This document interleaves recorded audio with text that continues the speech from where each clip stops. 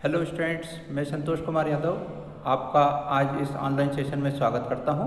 आज हम class 11th accountancy में चैप्टर सेकंड अकाउंटिंग प्रिंसिपल्स में एक्रूवल एजम्पशंस के बारे में पढ़ेंगे। एक्रूवल एजम्पशन, इसे हम हिंदी में उपार्जन की अवधारणा कहते हैं। इस एजम्पशन के अनुसार the revenue is recognised on its realisation and not on its actual receipt. इस एग्जम्पशन के हिसाब से, इस अवधारणा के हिसाब से ये कहा गया है कि हमें किसी भी पैसे की वसूली को तब हमें आय या इनकम मानना चाहिए जब उससे संबंधित कोई घटना घटित होती है। हमें ये ध्यान रखना होगा कि हम उस डेट को उसकी प्राप्ति नहीं मानेंगे जिस दिन असल में वो पैसा हमें मिलता है। जब हमारे द्वारा उधार माल बेचा जाता है या क्रेडिट सेल की जाती है तो पैसा हमें बाद में मिलता है, तो हम उसकी एंट्री कब करेंगे इसके बारे में ये एजम्पशन हमें बताती है। हमें एंट्री उसकी जिस वक्त हमने क्रेडिट सेल की थी उसी वक्त करनी चाहिए और जब पैसा मिलेगा उसका इसमें कोई ध्यान नहीं रखा जाना चाहिए। Similarly the cost are recognised when they are incurred. इसी प्रकार से जो हमारे खर्च या लागत होती है उसकी एंट्री हमें तब करनी चाहिए जब उससे संबंधित कोई कार्य हमारे द्वारा किया जाता है, and not when payment is made. और तब उसकी एंट्री नहीं करना चाहिए जब हम उसका पैसा चुकाते हैं, यानी कि जब हमारे द्वारा किसी खर्च से संबंधित कोई कार्य कराया जाता है उसी वक्त उसकी एंट्री अकाउंट की बुक में की जानी चाहिए। हमें उसके पेमेंट की डेट को ध्यान नहीं रखना चाहिए।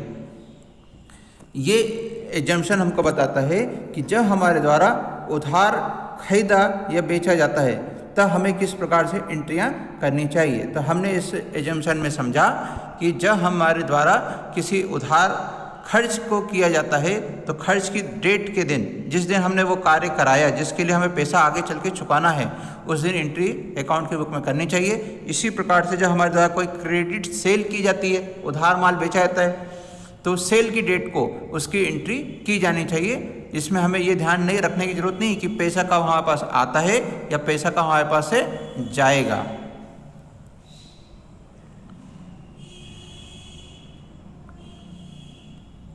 अकाउंटिंग प्रिंसिपल्स, तो हमारे अकाउंट के सिद्धांत।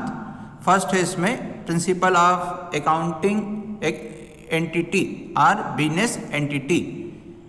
यहाँ हम कह सकते हैं कि व्यवसाय के अस्तित्व की अवधारणा या सिद्धांत क्या है। व्यवसाय के अस्तित्व का क्या सिद्धांत होता है। व्यवसाय मतलब बिजनेस।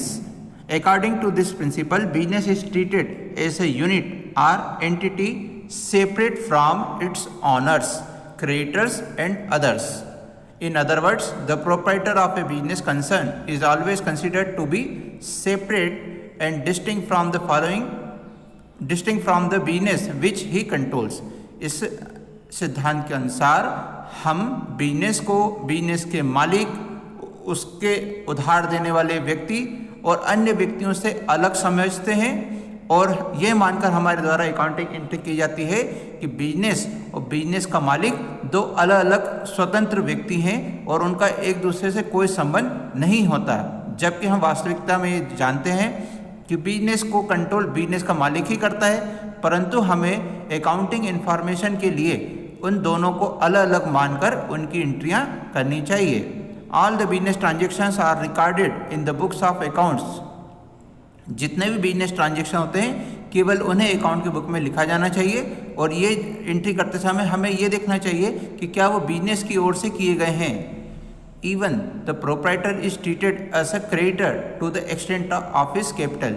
और यदि बिजनेस के पैसे से ही प्रोप्राइटर या उसके मालिक ने कोई पैसा निकाल लिया है या खर्च कर लिया है तो उसे हम एक क्रेडिटर के समान मानकर उसकी एंट्री करते हैं जिसने कि कैपिटल बिजनेस को उधार के रूप में दी हुई है। इसी के साथ में हमारा अकाउंटिंग इक्वेशन डेवलप हुआ है।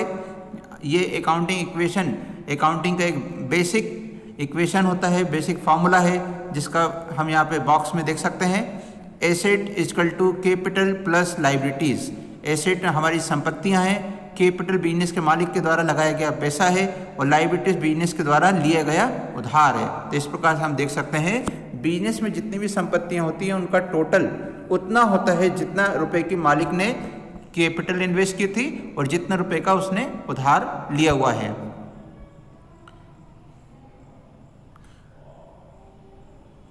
यहाँ पर कैपिटल बिजनेस के मालिक के द्वारा दी जाती है, इसलिए उसे ऑनर्स फाइनेंशियल इनपुट कहा जाता है, और लायबिलिटीज बिजनेस के आउटसाइडर पार्टीज के द्वारा बिजनेस को दी जाती है, और आउटसाइडर्स को हम एक निश्चित टर्म में ये पैसा चुकाते हैं, जबकि बिजनेस के मालिक को जो कैपिटल है वो केवल बिजनेस के बंद करने पर ही लौटाई जाती है। बिजनेस के मालिक के द्वारा जब बिजनेस से कोई पैसा या गुड्स निकाल ली जाती है, अपने पर्सनल यूज़ में ले ली जाती है, तो उसे हम ड्राइंग्स मानते हैं और उसे उसकी कैपिटल में से लेस कर दिया जाता है।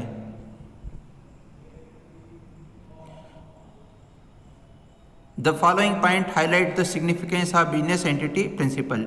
ये जो पॉइंट आपको नीचे यहाँ पैराग्राफ में दिख रहे हैं, ये हमें बताते हैं कि बिजनेस एंटिटी प्रिंसिपल के क्या महत्व होता है।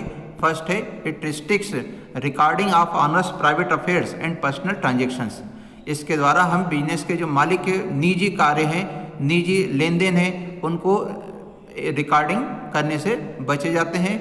It ascertains actual business profit since only the business expenses and revenues are recorded. यहाँ पर हमें बिजनेस का प्रॉफिट ज्ञात करना होता है। प्रॉफिट को पता करने के लिए हम बिजनेस में जो एक्सपेंसेस और रेवेन्यू हुए, जो बिजनेस के एक्सपेंसेस और बिजनेस के रेवेन्यू थे, केवल उनकी एंट्री रिकॉर्ड में लेते हैं, जिससे हमें बिजनेस का एक्चुअल प्रॉफिट पता चलता है। और जो प्रोप्राइटर के प्राइवेट और पर्सनल एक्सपेंसेस थे, उनको हम इग्नोर करके लिखने से छोड़ देते हैं, क्योंकि उनका बिजनेस से कोई रिलेशन नहीं था। थर्ड है, it facilitates recording and reporting of business transactions from the business point of view free from any personal बाइस। इस प्रकार से जब हम अकाउंटिंग करते हैं तो हम अपने बिजनेस के ट्रांजेक्शन का ही केवल रिकॉर्ड में लेते हैं, जिससे कि हमारे बिजनेस में होने वाले एक्चुअल प्रॉफिट को हम पता कर सकते हैं। फोर्थ है, if safeguards honours personal assets from being liquidated in case of business becoming insolvent and vice versa. यदि किसी कारण से हमारा बिजनेस लॉस में चला जाता है और इतनी ज़्यादा लॉस हो जाती है कि हम बिजनेस में जितनी भी लायबिलिटीज़ हैं उनको अपनी सारी एसेट को बेचने के बाद भी चुकाने की स्थिति में नहीं होते, उसका हम रीपे करने की स्थिति में नहीं होती, तो ऐसी स्थिति को इंसॉल्वेंसी कहते हैं। तो जब कोई बिजनेसमैन इंसॉल्वेंट हो जाता है तो उसका बिजनेस की एसेट को ही बेचकर वसूली की जा सकती है। यदि हम इस प्रकार से इस प्रिंसिपल को फॉलो करते हैं तो जो बिजनेसमैन की या ऑनर की जो पर्सनल एसेट्स थी उनको बेचकर बिजनेस की लॉस की वसूली नहीं की जा सकती। ये हमें इसका एक बेनिफिट मिलता है। इसके बाद में है प्रिंसिपल ऑफ मनी मेजरमेंट। इसके बारे में हमने फर्स्ट चैप्टर में भी पढ़ा था कि हम अकाउंटिंग के जब करते हैं तो केवल उन्हीं ट्रांजैक्शंस को लिखते हैं जिनका कि मनी मेजरमेंट किया जा सकता हो। इसको हम हिंदी में मुद्रा मापन की सिद्धांत कहते हैं या मुद्रा मापन की अवधारणा कहते हैं। मुद्रा यानी मनी या करेंसी, यानी ऐसे कोई ट्रांजैक्शंस जिनकी वैल्यू को हम करेंसी के रूप में बता सकते हैं। केवल उन्हीं ट्रांजैक्शंस को, बिजनेस ट्रांजैक्शंस और इवेंट को हमें अकाउंटिंग बुक में लिखना चाहिए। For example, when sales manager is not on good terms with production manager the business is bound to suffer. यदि सेल्स मैनेजर के प्रोडक्शन मैनेजर के साथ में अच्छे रिश्ते ना हो तो ऐसी स्थिति में बिजनेस को नुकसान उठाना पड़ सकता है। This fact will not be recorded in the books of accounts because it can not be measured in terms of money. यहाँ पर हमारे बिजनेस को लॉस हो सकता है, ये तो हमने माना कि लॉस होगा, तो कुछ मॉनेटरी लॉस भी हमें होगा जिसको कि हम कैलकुलेट कर सकते हैं, परंतु ये नहीं बता सकते हैं कि एक्चुअली कितने रुपए का हमें मॉनेटरी लॉस होने वाला है। इसलिए इस प्रकार के जो इवेंट्स होती हैं इन्हें अकाउंटिंग बुक्स में नहीं लिखा जाता। Similarly other examples can have adverse effect on sales due to change in fashion. इसी प्रकार से लोगों के द्वारा जो कपड़े पहने जाते हैं, अगर फैशन चेंज है तो वो नए फैशन के कपड़े मांगने लगते हैं, इससे हमारी सेल के ऊपर एडवर्स इफेक्ट पड़ता है और लॉस भी होगा, लेकिन कितने रुपए का होगा ये हम नहीं एक्यूरेट नहीं बता सकते, इसलिए इसको नहीं लिखा जा सकता। इसी प्रकार से बिजनेस में अगर कोई नेगेटिव इफेक्ट होता है स्ट्राइक का या लॉकआउट का, यानी कि हमारी फैक्ट्री में कोई स्ट्राइक हो जाती है, तालाबंदी हो जाती है और एम्प्लॉयज़ काम करना या लेबर्स काम करना बंद कर देते हैं, तो उससे इफेक्ट हमारे बिजनेस को नेगेटिव पड़ने वाला है, लेकिन हम उसकी वैल्यू कैलकुलेट करके नहीं बता सकते, इसलिए इसकी भी एंट्री अकाउंटिंग बुक में नहीं की जाती है। इसी प्रकार के product features and quality not in line with demand, हमारे प्रोडक्ट की क्वालिटी और जो होती है उसका कस्टमर के द्वारा की जाने वाली डिमांड के साथ कोई रिलेशन नहीं होता है, इसलिए हम एक्यूरेट उसको नहीं बता सकते कि कितना है उसका वैल्यू होगा। इफेक्ट तो पड़ता है परंतु कितना ये नहीं बता सकते। इसी प्रकार से चेंज इन गवर्नमेंट पॉलिसी, अगर गवर्नमेंट पॉलिसी चेंज हो जाए तो हमारे बिजनेस पे कितने रुपए का पॉजिटिव या नेगेटिव इफेक्ट पड़ेगा, ये भी हम नहीं कैलकुलेट कर सकते हैं। टू प्रेसी ऑफ प्रोडक्ट, यदि हमने किसी प्रोडक्ट को बहुत महंगा कर दिया तो उसका क्या प्रभाव पड़ेगा ये भी नहीं बता सकते, सस्ता करने से क्या पड़ेगा वो भी नहीं बता सकते हैं। इसी प्रकार से loyalty honesty of employees affecting business, इसी प्रकार से हमारे बिजनेस के जो एम्प्लॉयज़ होते हैं वो कितने वफादार हैं, ईमानदार हैं, उसका भी बिजनेस पे प्रभाव पड़ता है। यदि वो ईमानदार नहीं है तो वो बिजनेस के सामान की चोरी करेंगे, पैसा चुराएंगे, करप्शन में शामिल हो सकते हैं, इससे बिजनेस को लॉस होता है, परंतु हम उसकी वैल्यू कैलकुलेट करके नहीं बता सकते। तो इस प्रकार से ऐसे जितने भी ट्रांजैक्शंस होते हैं ये इवेंट होती हैं जिनको कि हम मॉनेटरी फॉर्म में नहीं बता सकते, उनकी एंट्री अकाउंटिंग बुक में नहीं करना चाहिए। तो इसके लिए जो प्रिंसिपल है वो है मनी मेजरमेंट का प्रिंसिपल। इस मनी मेजरमेंट एडवांटेज का सबसे बड़ा बेनिफिट हमें मिलता है। The greatest advantage of this principle is that it is especially useful in measurement of a diversity of things in terms of money and thus in arriving at a total value in terms of money। इस प्रकार से हम बता सकते हैं कि business में रुपए में कितनी कैलकुलेशन की गई थी। For example, if a business has 12,000 square yards of land, 2 buildings, 4 machines, 4 sofa sets, 4,000 units of inventory and rupees 50,000 as cash, they cannot be added up together like this। अगर हमारे पास इस प्रकार के एसेट हों तो हम ये तो जानते हैं कि हमारे पास एसेट हैं, परंतु उनकी वैल्यू हम निकालने की स्थिति में नहीं है, क्योंकि जो लैंड होता है उसका अलग अलग जगह पर अलग अलग प्राइस होता है। इसी तरह से बिल्डिंग के साइज और उसकी लोकेशन का भी इफेक्ट पड़ता है, मशीन का भी नई पुरानी वो किस प्रकार की है, ऑटोमेटिक है, सेमी ऑटोमेटिक है या मैनुअल है, उससे भी इफेक्ट पड़ता है। तो हम यहाँ पर उसकी वैल्यू कैलकुलेट करने की कंडीशन में नहीं है। तो हमें इसीलिए किसी भी एसेट की वैल्यू निकालने के लिए मनी मेजरमेंट प्रिंसिपल की रिक्वायरमेंट होती है।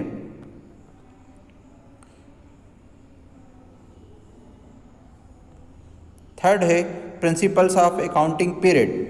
ये बताता है कि हमें किस प्रकार से बिजनेस में अकाउंटिंग पीरियड के सिद्धांत को मानना चाहिए। इसे हिंदी में लेखांकन अवधि की अवधारणा या सिद्धांत कहा जाता है। यहाँ अकाउंटिंग पीरियड को लेखांकन अवधि कहते हैं। तो जब किसी बिजनेस को हम चलाते हैं तो एक निश्चित समय अवधि में हम ये जानना चाहते हैं कि हमें कितने रुपए का प्रॉफिट हुआ या कितने रुपए की लॉस हुई है, हमारे पास कितने रुपए की एसेट्स हैं, कितनी लायबिलिटीज़ हैं, बिजनेस में कितनी कैपिटल अभी तक इन्वेस्ट की गई है, और हमारे बिजनेस का जो पोजीशन है वो कैसे अपवर्ड है या डाउनवर्ड है, ये हमें पता करना होता है। इसके लिए बिजनेस में इस प्रिंसिपल की रिक्वायरमेंट होती है। ये प्रिंसिपल हमें कहता है कि हमें एक निश्चित टाइम ड्यूरेशन के दौरान अपने अकाउंट्स को क्लोज करके फाइनल अकाउंट बनाकर इंफॉर्मेशन निकालनी चाहिए। इसके लिए हम फाइनल स्टेटमेंट बनाते हैं और उनकी सहायता से हम ये पता करते हैं कि हमारे ऑपरेशनल रिजल्ट क्या रहे। ऑपरेशनल रिजल्ट से हमको हमारे बिजनेस के प्रॉफिट की जानकारी या लॉस की जानकारी मिलती है, और फाइनेंशियल पोजीशन से हमको एसेट्स, लायबिलिटीज़ और कैपिटल की इंफॉर्मेशन मिलती है। आमतौर पर बिजनेस में कंपनी एक्ट के अनुसार फाइनेंशियल ईयर को एडॉप्ट किया गया है। ये फाइनेंशियल ईयर हर साल 1 अप्रैल को स्टार्ट होता है और नेक्स्ट ईयर के 31 मार्च को क्लोज होता है। तो इस प्रकार से हम देख सकते हैं कि जो अकाउंटिंग पीरियड का प्रिंसिपल है ये बताता है कि अकाउंटिंग के जो ड्यूरेशन होगा वो 1 ईयर होना चाहिए या 12 मंथ होना चाहिए। कुछ बिजनेसमैन के द्वारा अदर देन कंपनीज वो कैलेंडर ईयर को भी अडॉप्ट करते हैं। कुछ लोग दिवाली से दिवाली के भी अकाउंट बनाते हैं। इसके बाद में आता है प्रिंसिपल ऑफ फुल डिस्क्लोजर। इस सिद्धांत के अनुसार the principle of full disclosure stress stresses on the importance of providing accurate, full and reliable information and data in the financial statements, which is of material interest to the users of such statement.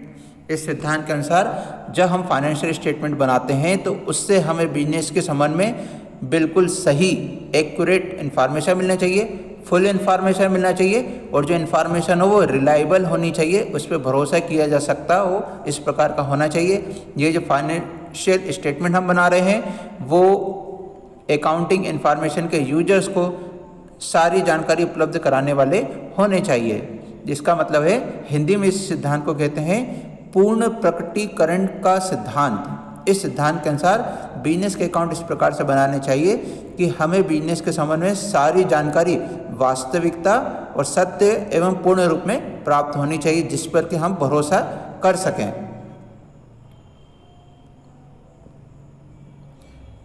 और company act 2013 के अनुसार company के financial statement में हमें company से related सारी information provide करना होती है, इसलिए इस प्रिंसिपल का और इम्पोर्टेंस बढ़ जाता है। इस प्रिंसिपल के कारण ही हम इस प्रकार के कार्य करते हैं। आप इन्हें देख सकते हैं, यहाँ पॉइंट के रूप में दिया हुआ है।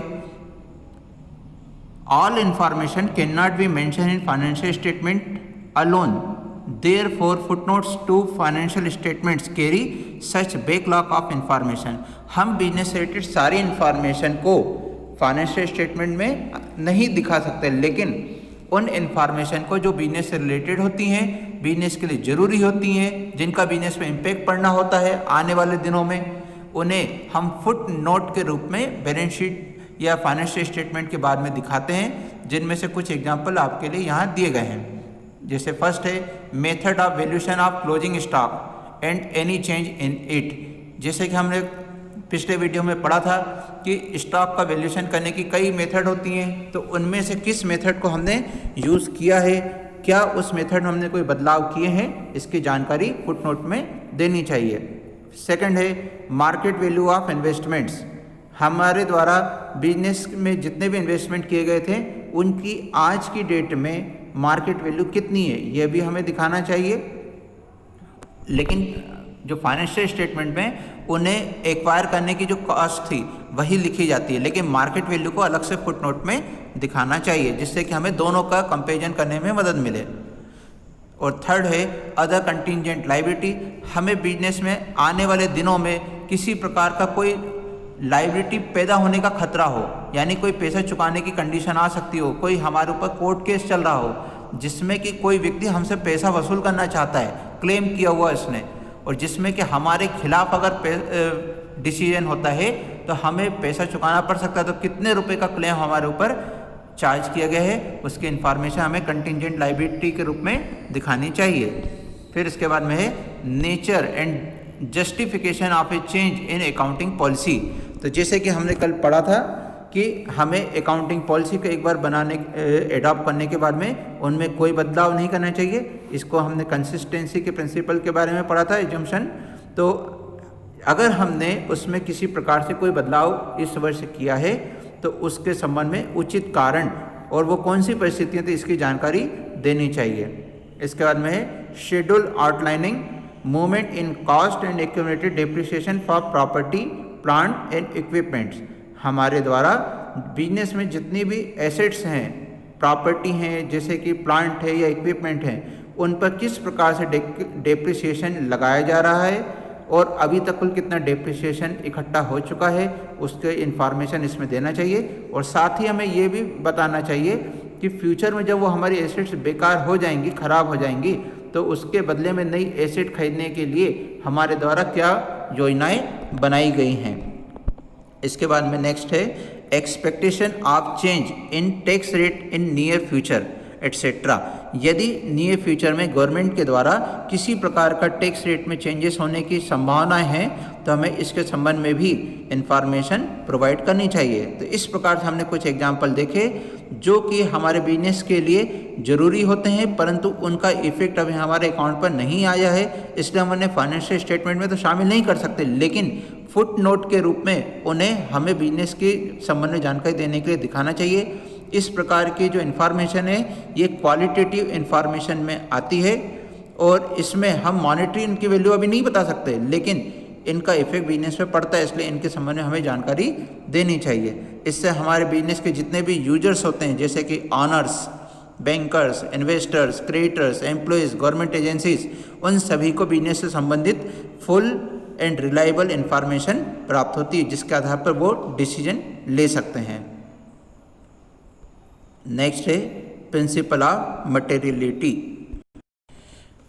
इस प्रिंसिपल के अनुसार, according to this principle, items having an insignificant effect are being irrelevant need not to be disclosed, but the main and important informations of business must be disclose impartially. ये सिद्धांत हमें बताता है कि बिजनेस में जितनी भी कम महत्वपूर्ण या गैर जरूरी सूचनाएं होती हैं उन्हें प्रकट नहीं किया जाना चाहिए, परंतु बिजनेस के लिए मुख्य एवं महत्वपूर्ण समस्त सूचनाएं बिना किसी जानकारी को छुपाए हमें उसमें नोट करनी चाहिए, उनकी जानकारी देनी चाहिए। According to American Accounting Association, an item should be regarded as material if there is reason to believe that knowledge of it would influence the decision of informed investors। हमें बिजनेस में जो investors हैं उनके हित से संबंधित जितनी भी महत्वपूर्ण बातें होती हैं उनको बताना चाहिए, क्योंकि उससे उनके डिसीजन के ऊपर फर्क पड़ता है। उनके फ्यूचर में जो बेनिफिट होंगे, हित होंगे, उनकी जो सिक्योरिटी है, उनकी जो कैपिटल उन्होंने इन्वेस्ट की है, इसके ऊपर इफेक्ट पड़ता है। इसके रिलेटेड हमें सारी महत्वपूर्ण बातें बतानी चाहिए। एग्जाम्पल देख सकते हैं, such as debentures of ₹4 lakh issued as collateral security for a loan of ₹3 lakh. In this event loan is material and must be disclose in the balance sheet. Information of collateral security can be presented in the form of a footnote. यहाँ पर हमने 4 लाख रुपए के debenture थे, उनके ऊपर हमने 3 लाख रुपए का कोलेटरल सिक्योरिटी के रूप में लोन लिया है। इसका मतलब ये होता है कि यदि हमने जो 3 लाख रुपए का लोन लिया हुआ है उसको हम किसी प्रकार से नहीं चुका पाते हैं तो लोन देने वाले क्रेडिटर्स हमसे 4 लाख रुपए के जो हमारे डिवेंचर्स हैं उनको बेचकर उससे अपने लोन के अमाउंट और इंटरेस्ट की वसूली कर सकते हैं। तो इस प्रकार से हमारे द्वारा लोन लेने संबंधित कार्य किया गया है। यहाँ पर हमारे जो लोन है उसको हमें बैलेंस शीट में डिस्क्लोज करना होता है और कोलेटरल सिक्योरिटी के रूप में हमने लोन लिया है, ये जानकारी बिजनेस के लिए महत्वपूर्ण है, लेकिन इसे हमें फुट नोट के रूप में दिखाना चाहिए। इसी प्रकार से in the same manner, if the closing stock of stationery is not shown in the balance sheet, it does not influence the balance sheet. जैसे कि हमारी स्टेशनरी होती है, अगर वो कुछ बची हुई है तो हमें उसे बैलेंस शीट में नहीं दिखाना चाहिए, क्योंकि स्टेशनरी की जो लागत होती है या मूल्य होता है वो बहुत ही कम होता है और इससे हमारी बैलेंस शीट पर कोई खास फर्क नहीं पड़ता है, क्योंकि स्टेशनरी में बहुत ही कम मूल्य की वस्तुएं आती हैं, जैसे कि pen, refill, carbon paper, stapler, ink pot वगैरह। इसलिए इनको हमें अत्यधिक महत्वपूर्ण मानते हुए लिखकर दर्शाने की जरूरत नहीं होती। लेकिन यदि हमारा बिजनेस स्टेशनरी का ही है तब इन्हें दिखाना अनिवार्य होगा। इसके बाद में है प्रिंसिपल ऑफ कंजर्वेटिज्म और प्रूडेंस। प्रिंसिपल ऑफ कंजर्वेटिज्म या प्रूडेंस में ये बताया गया है कि in the present day uncertainties the conventions of conservatism has its own importance. इसका एक विशेष महत्व है। This principle follows the policy of caution और प्लेइंग सेफ। ये सिद्धांत हमें बताता है कि हमें सावधानी या सुरक्षा के साथ में खेलना चाहिए, हमेशा अकाउंट को बनाते समय सावधानी रखनी चाहिए। इस सिद्धांत के अनुसार कहा गया है, it takes into account all possible losses. इसके अनुसार हमें बिजनेस में होने वाली जितनी भी तरह की हानियाँ होती हैं उन सभी की एंट्री करनी चाहिए, but not the possible profits or gains. लेकिन भविष्य में जितने भी हमें संभावित लाभ हैं उनकी एंट्री नहीं करनी चाहिए। तो इसको हम फिर से समझ सकते हैं, जितनी भी तरह की हमें हानि होने की संभावना उन सभी को हमें लिखना चाहिए, लेकिन जो भी लाभ होने की संभावनाएं हों उनको नहीं लिखना चाहिए। इसको हम कहते हैं प्लेइंग सेफ या पॉलिसी ऑफ कॉशन। इस प्रकार से हमारे बिजनेस के अकाउंट हमें जो प्रॉफिट दिखाते हैं उससे कम प्रॉफिट होने की संभावना नहीं रहती है। इसी के इम्पोर्टेंस के संबंध में बताया गया है, do not anticipate a profit but provide for all possible losses. हमें इसी के अनुसार प्रॉफिट को हिसाब में नहीं शामिल करना चाहिए और जितने भी तरह के लॉसेस होने की संभावना हो उन सभी के अकाउंट में शामिल करना चाहिए। इसी प्रिंसिपल के अकॉर्डिंग हमारे द्वारा बिजनेस में अकाउंट को मेंटेन करते समय कुछ एंट्रीज की जाती हैं। इसमें हम फ्यूचर में होने वाले जो लॉसेस होते हैं उनको लिखते हैं, जैसे कि एग्जांपल के लिए provision for doubtful debts, provision for depreciation.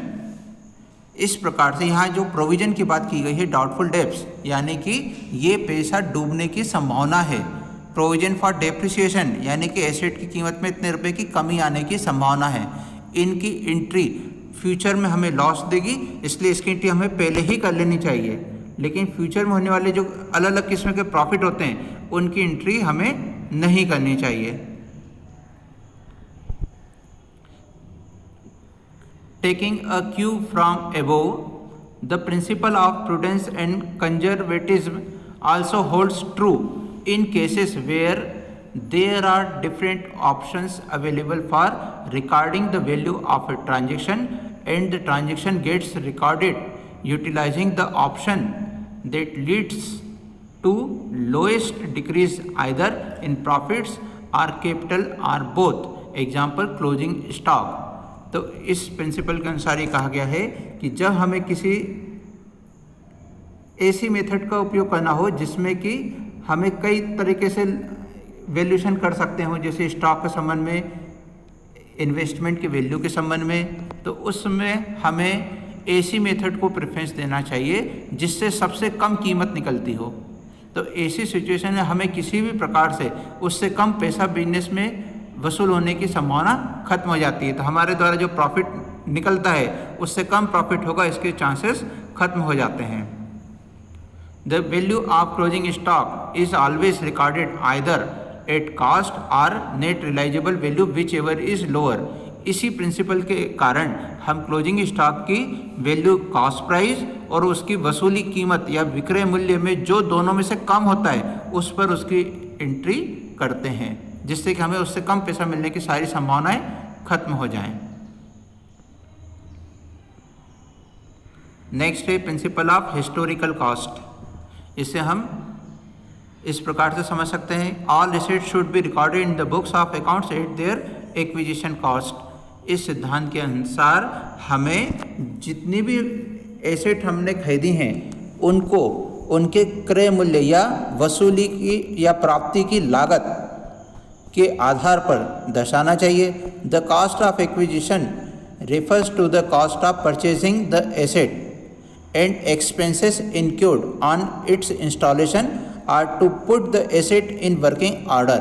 यहाँ पर एक्विजिशन कॉस्ट का मतलब होता है हमारे उस एसेट का परचेज प्राइस प्लस उस एसेट को ट्रांसपोर्टेशन के द्वारा हमारे फैक्ट्री तक लाने में होने वाले ऑल एक्सपेंसेस प्लस उस फैक्ट्री में लाने के बाद उसको वर्किंग कंडीशन में लाने के लिए जो हम इंस्टॉलेशन पर एक्सपेंसेस करते हैं उन सभी एक्सपेंसेस को टोटल करने के बाद जो कॉस्ट निकलती है उसे हम एक्विजिशन कॉस्ट कहते हैं। इसका मतलब हुआ कि हमें सभी एसेट्स को उनकी एक्विजिशन कॉस्ट यानी कि स्थापित करने में आने वाली लागत या इंस्टॉल करने में आने वाली लागत या खर्च के टोटल के बराबर उसकी कीमत को दर्शाना चाहिए। This cost forms the basis for all subsequent accounting transaction of the asset। और फ्यूचर में इसी एक्विजिशन कॉस्ट के आधार पर हमें बाकी के अकाउंटिंग ट्रांजैक्शन करने चाहिए और इसी कॉस्ट के एक्विजिशन कॉस्ट के आधार पर ही डेप्रिसिएशन भी लगाना चाहिए। For example, if A building is purchase for ₹5 lakh, it would be recorded in the books at this price. यदि हमने किसी बिल्डिंग को 5 लाख रुपए में खरीदा है तो हमें इसी कीमत पे दिखाना चाहिए। सब्सिक्वेंट इंक्रीज और decrease in the market value of the building would not be recorded in the books of account. यदि बाद में उस बिल्डिंग की मार्केट वैल्यू कम या अधिक हो जाती है तो उस वैल्यू को हमें अकाउंट में नहीं दिखाना होता है। हम हमेशा अकाउंट में उसको परचेज करने की प्राइस को ही दिखाएंगे। However the historical cost principle does not mean that asset will be continuously shown at their acquisition price or cost for as long as the business owns them। लेकिन हमें ये ध्यान रखना होगा कि हिस्टोरिकल कॉस्ट का प्रिंसिपल हमें ये नहीं कहता कि जिस प्राइस के ऊपर हमने उस एसेट का एक्विजिशन किया था हमेशा वही कीमत दिखानी है। The cost of the asset is systematically reduced from year to year by charging depreciation. ये प्रिंसिपल हमें बताता है कि हमारी जो एसेट है उसमें हमें हर साल डेप्रिसिएशन लगाकर उसकी कीमत को कम करना चाहिए, रिड्यूस करना चाहिए, और बैलेंस शीट में हमेशा रिड्यूस्ड प्राइस को ही दिखाना चाहिए। इसके लिए हमें उसके एक्विजिशन कॉस्ट में डेप्रिसिएशन को लेस कर देना चाहिए। इस प्रकार से हमारा आज का जो टॉपिक था अकाउंटिंग प्रिंसिपल्स का ये ख़त्म होता है। शेष बचे हुए जितने भी पॉइंट हैं उनके बारे में हम अगले वीडियो में पढ़ेंगे। Thank you.